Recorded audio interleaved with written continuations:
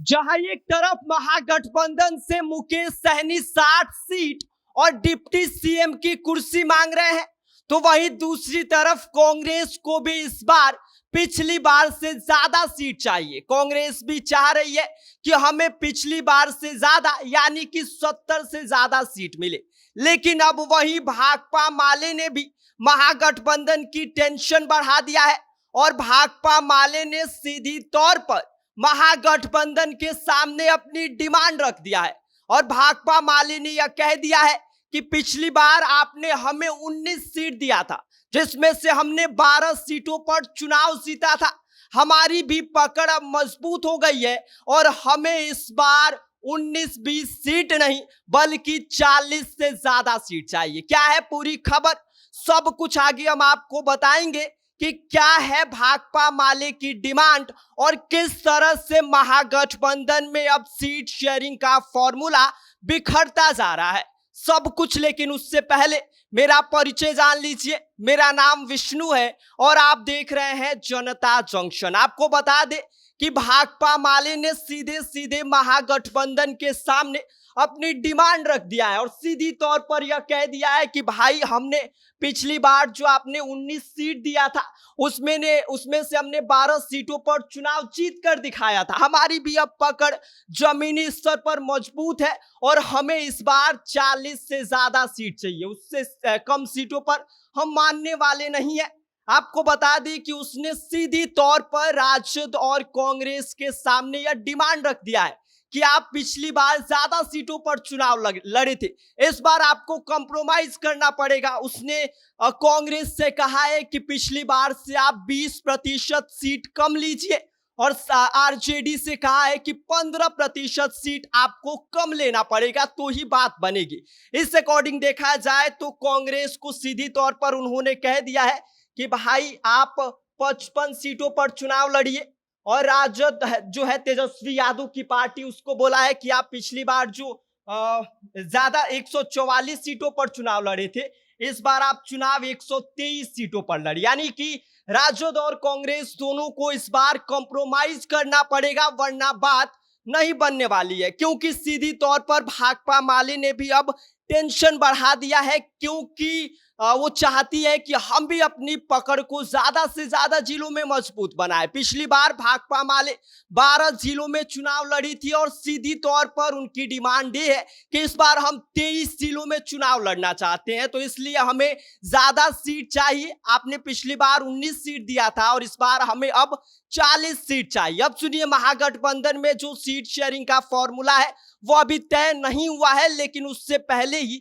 महागठबंधन की जो seat sharing का फॉर्मूला हालांकि एक तरह से थोड़ा बहुत तय माना जा रहा था, वह पूरी तरह से बिखर चुका है। क्योंकि एक तरफ जहां मुकेश सहनी है वो सीधी तौर पर यह चाहते हैं महागठबंधन से कि इनको 60 से ज्यादा सीट दी जाए और साथ ही डिप्टी सीएम की कुर्सी भी दी जाए। और उसके साथ ही भाई साहब जो कांग्रेस है, राहुल गांधी की पार्टी, वो भी चाहती है कि इस बार हम बिहार में ज्यादा से ज्यादा सीटों पर चुनाव लड़े। और कांग्रेस ने भी महागठबंधन के सामने यह डिमांड रख दिया है कि भाई हम इस बार पिछली बार की तरह 70 से ज्यादा सीटों पर चुनाव लड़ेंगे, उससे कम सीटों पर चुनाव लड़ने का सवाल ही नहीं पैदा होता है। आपको बता दें कि कांग्रेस के बिहार प्रभारी हैं कृष्णा अल्लावरू ने साफ तौर पर यह बात कह दिया है कि भाई हम कम सीटों पर क्यों चुनाव लड़े, क्योंकि वोटर अधिकार यात्रा में राहुल गांधी बिहार आए थे और उनका बिहार में इस बार दबदबा, इस बार भौकाल बना है, तो इसका फायदा हम बिल्कुल उठाएंगे।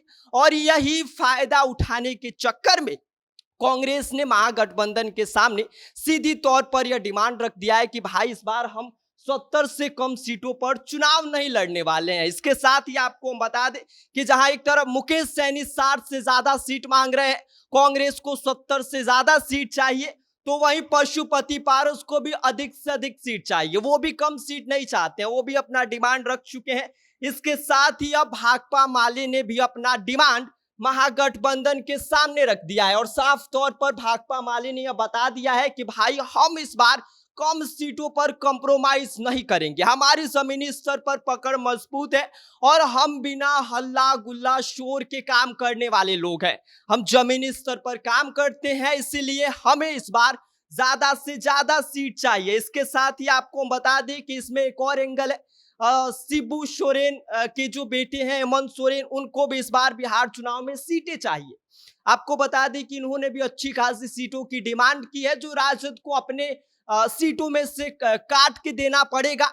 हालांकि साफ तौर पर एक ड्राफ्ट फॉर्मूला तय किया गया था महागठबंधन की तरफ से। उस ड्राफ्ट फॉर्मूले में यह बताया गया था कि इस बार जो राजद है वो 135 के आसपास सीटों पर चुनाव लड़ेगी, जिसमें से पशुपति पारस और हेमंत सोरेन की जो पार्टी है उसको लगभग 5 से 10 सीट देने की तैयारी में थी। इसके अलावा आपको हम बता दें कि कांग्रेस को 55 सीट दिया जा रहा था और जो बीआईपी है यानी कि मुकेश सहनी की पार्टी, उसको लगभग 18 से 20 सीट देने की बात कही जा रही थी। और इसके साथ ही जो बाकी के वाम दल है जिसमें सीपीआई एमएल और जो बाकी वाम दल हैं उनको लगभग 35 से 36 सीट जो बच रहा है उसको देने की बात कही जा रही थी। लेकिन उससे पहले ही सारे दलों ने माहौल बिगाड़ कर रख दिया है और सीट शेयरिंग का जो फॉर्मूला है वो महागठबंधन का बिगड़ता जा रहा है। साफ तौर पर यह देखा जाए कि बिहार में टोटल कितनी सीटें,